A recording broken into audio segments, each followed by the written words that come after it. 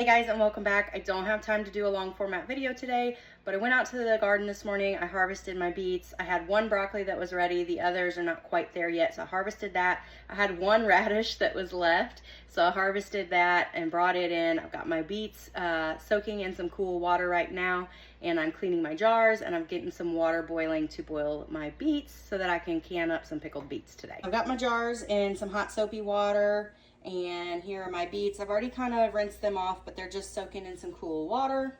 I've got my pot of water here on the stove. I'm just waiting for it to come to a boil, and then I'll put my beets in. I'll boil them until they're fork tender, and then I'll show you how I pickle them. Today's kind of a busy day. I am doing this right now. Kyle's got both kids. He's dropping Miles off at Vacation Bible School, and then I'll have both kids. We'll have to go pick up Miles from Vacation Bible School, do lunch, and then I have an afternoon of work in the garden I'm going to try and get in before we get yet another round of rain. So fingers crossed we get all that done today. Waiting on the beets to come to a boil, so I figured I'd come out here and start picking some of my peas.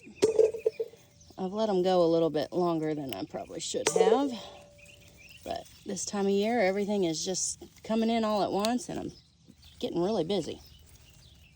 Not too bad for a little short section of peas I didn't even plan on planting this year. I told you I was going to show you how I pickled them, and then I did it without you, but I'll walk you through it. So while my beets were boiling, I made my brine, and it was a cup of water, a cup of sugar, 2.5 cups of vinegar, and 3 tablespoons of pickling spice. I simmered that until it was all the sugar was melted and it was combined, probably about 15 minutes. And after my beets boiled, I put them in the sink to cool off, and then I just slipped their skins off. And I put them in my jar. If they were small enough to leave whole, I left them whole. Otherwise, I chopped them up into quarters. And then I filled my brine up over top of them in my jars, put my lids on, and I tipped them upside down. This is how I'm doing it. This is not how you have to do it.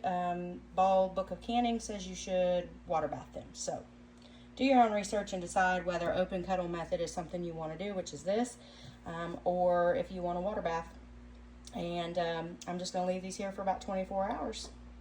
And I only got 2 quarts out of what I planted for the spring, but I do a quadruple round of beets in the fall, and with what I should get from that and this, we should be good for the year. It's not like we go through a ton of pickled beets, but we do like to have them on hand.